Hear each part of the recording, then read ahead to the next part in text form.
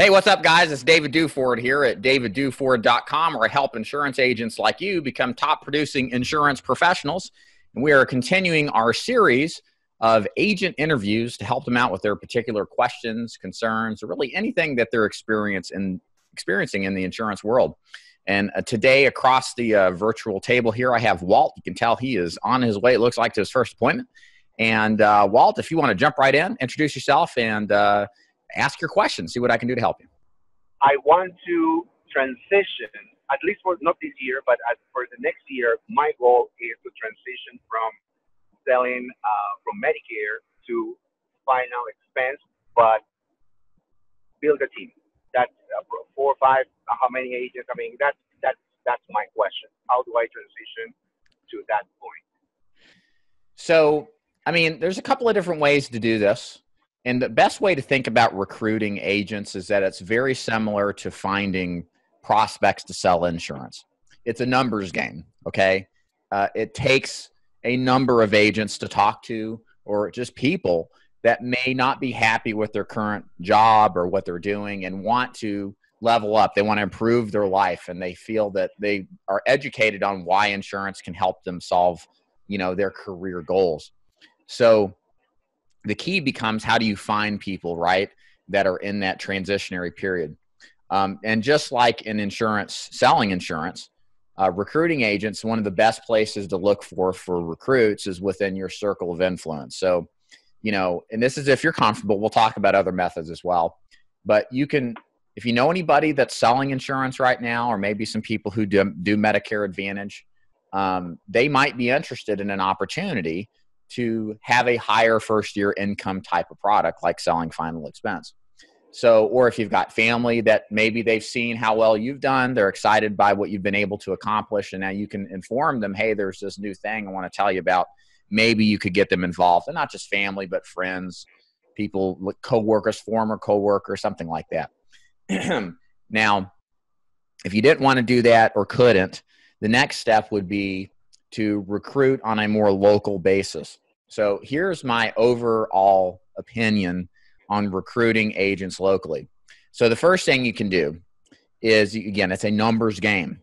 And you've got to pretty much understand that most of the people you're going to deal with are going to be unlicensed, okay? They're going to be just looking for something. So they're going to have very little understanding of what this market is about. And the strategy would be, and I've used this with some level of success in getting interest, is to put out an advertisement on Craigslist or to put out an advertisement on ZipRecruiter.com. These are the least expensive formats for putting out job opportunities. And then basically writing an ad about what it is that you do, what the opportunity is, the kind of lifestyle that it provides, the freedom as well as far as your profession goes, and then helping people, just giving a good description. And the next step would be to get them to actually meet with you privately, to inform them on how the business works, what it's like, the details, and then have them actually ride along with you to see what it's like. I'm a big believer that one of the best ways to really qualify an agent for yourself, to make sure if they're a good match for you, but also to give that person the opportunity to see if your opportunity makes the most sense, is to do a field day with them. Just one day in the field, so they can see if this is something that's right for them, but also to give them the opportunity to see you write deals. And so you can calculate the commissions for them and say, hey, if you were doing this, you would have made $500, $1,000. And then people who are going to be coming into this are going to think, man, if I make $1,000 a week, I'm doing well, and this guy's doing it in a day. So, and most people don't believe it, that don't have experience in the insurance business, until they see it firsthand.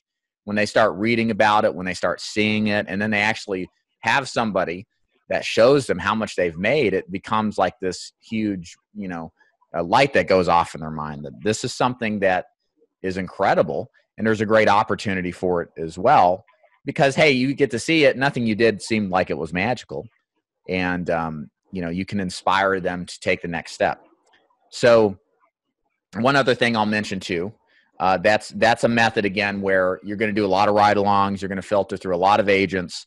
You're going to, meet a lot of people, and it's going to take a handful of them before you find the right fit that follows through. The next step to that is doing like an opportunity meeting.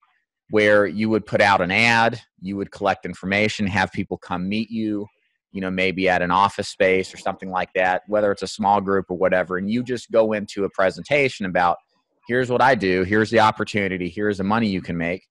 And then you screen them and figure out if they're a good idea. That's what you do as you start to develop more and more interest. And, as opposed to doing one-on-ones, you do one-to-many, saves your time. You get this screened a little bit more quickly. And then the last thing you can do is you can also cold call insurance agent appointments list. So you can go online and find a list vendor that sells the names of insurance companies. I'm sure you've gotten calls, right, from people trying to recruit you, trying to sell this and that. Yeah, we all have, right? And that information's all public and you can get it. And what you could do, now this is where the magic comes in, is you got to create a list of a particular target market that might be more inclined to be open-minded to your particular opportunity.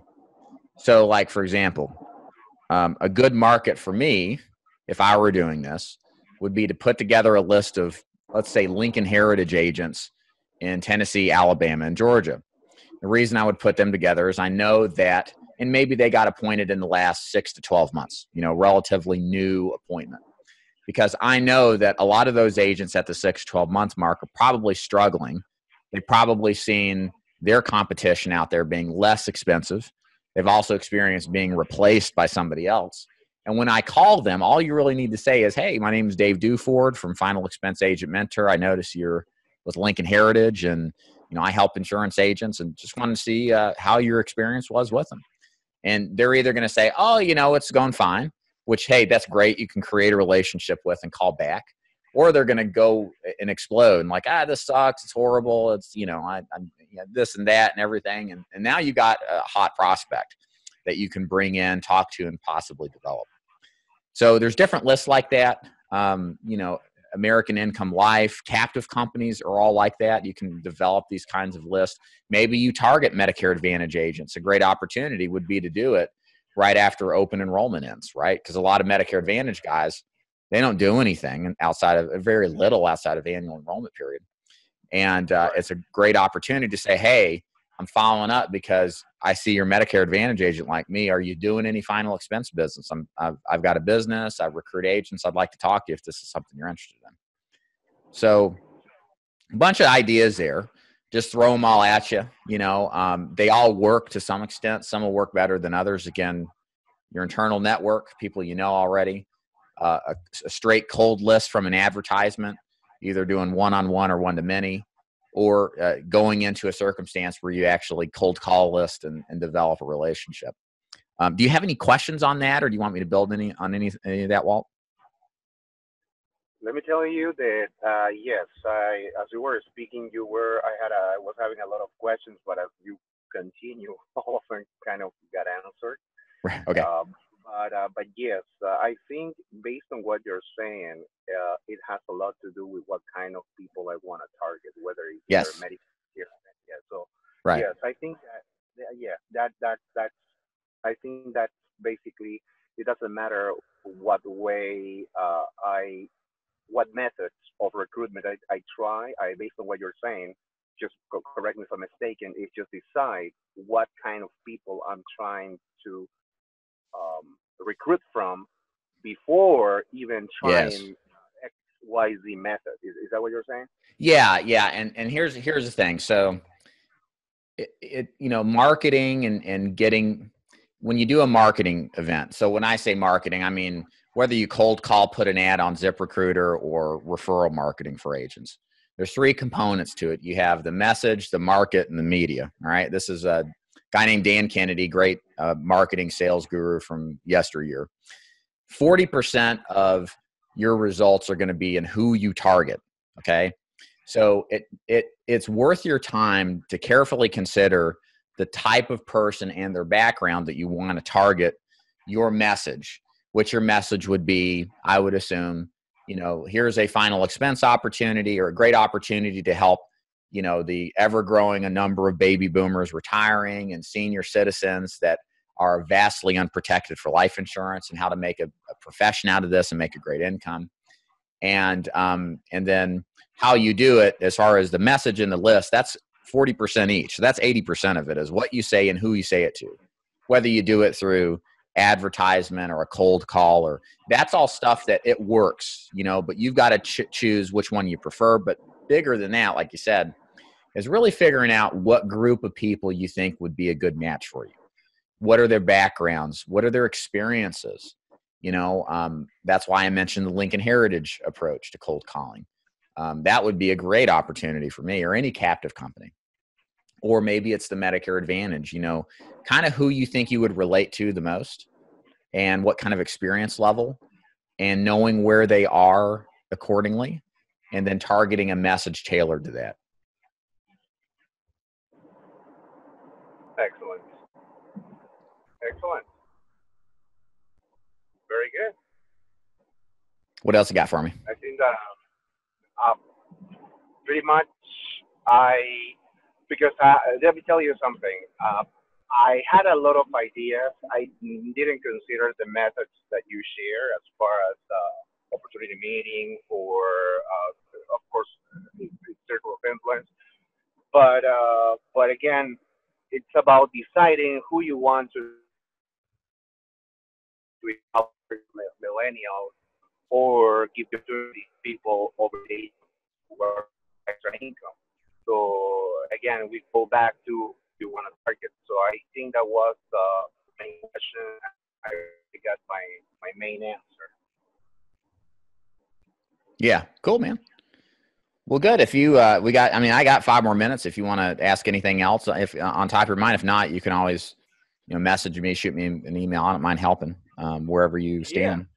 Yeah, absolutely. I mean, if we have a few more minutes, the only thing that I would ask is if you had to have an opportunity meeting during the week, what day of the week would that be? And maybe what time?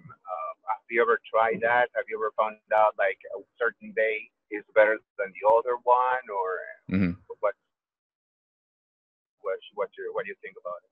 Yeah, I think any day of the week is fine. Probably earlier in the week than the end of the week, because most people are thinking about not working come Thursday or Friday. So maybe Monday, Tuesday, Wednesday. Oh yeah. I would do an opportunity meeting at like 6 or 7 o'clock, enough time for somebody to get off their normal work and then make it over to your place, wherever you're holding these. And you can hold these, like the guys up in PA, it's the Miles Group. They do opportunity, and they're one of the biggest producing Lincoln Heritage organizations. They do opportunity meetings at their office, and I think they're in Pittsburgh. And then they also do Dave and Buster's meet and greets, kind of like as all the agents get together. So there's camaraderie to it, but they also say, hey, invite a friend, to introduce them to the team and the concept, which is great. That might be a step above what you would normally do. But the key thing is that, after hours, earlier in the week, expect, want about 5 or 10 people to show up and be booked. And then, do a 30 to 45 minute explanation of the business, really brief and to the point, and then take questions. And then in the opportunity meetings, you want to be feeling them out too, right? You want to kind of see, how do they present themselves? Are they showing up in, respectable attire? How do they communicate when they get up and talk? How do they interact with people? You want to keep an eye on all this to screen these people if these are the types that like make the most sense for what it is you're looking to accomplish. So that's nice too, because as you get more, and you may have this kind of interest to start with, you want to make sure that as opposed to, you can take a lot, trust me, I know personally, you can spend a lot of time recruiting and not getting anywhere. And if there's a one-to-many approach, it can vastly reduce that repetition down to where you can screen people out quickly, figure out who's a good fit, who's not. And what you'll find too, Walt, is that as you do this more, you'll know who your ideal candidate becomes. Like in my agency, right, the best people that work with me they can be experienced or new. It doesn't matter. But they almost always have a background of working in an entrepreneurial type of environment. They've had their own job prior. Had their own business prior, or they had a highly independent sales profession, and they've had some kind of success in their past. So like when I hear somebody who's got that background, I'm excited. It's not always the case. Some people you think aren't going to be successful turn out to be really successful. Others that you think are going to be great just aren't great. So there's this level of uncertainty, but that's why at the end of the day, recruiting is a numbers game. And it's all about, defining a process to recruit agents in, defining what a good agent of yours is, and then putting a system together to repetitively get people in, to talk to see if they're a good fit, putting them out in the field, see how they do. And then over time, the goal is, and it's a couple-year process, is you'll eventually have an agency. And if you're local, I would figure a half dozen to a dozen agents would be super great. It'd be super awesome, that are all writing business consistently, that have the office to work with and have you to partner with. Like that would be a good goal after, 1 to 2 years. I have 6 to 12 solid producers, and that's going to provide you passive income. It's going to provide you, what your, goals are. I would think it'd be great. All right. Very good. All right. Well, hey, I gotta hit the road here. Thank you so much for joining me on today's live stream. This again is just a series of agent trainings I just decided to do, helping people with their questions about selling insurance, building a team, and relaying just my experience and trying to help out. If you like this video, please subscribe, share it with your friends. If you got somebody interested in building a team, kind of get my perspective on how the process is. And till next time, guys, thank you so much for joining. And we'll see you next time. Walt, thanks again for joining. I appreciate it, man. Thank you. Take care. All right, you too. See you later. Thank you. See ya. Bye-bye. Bye.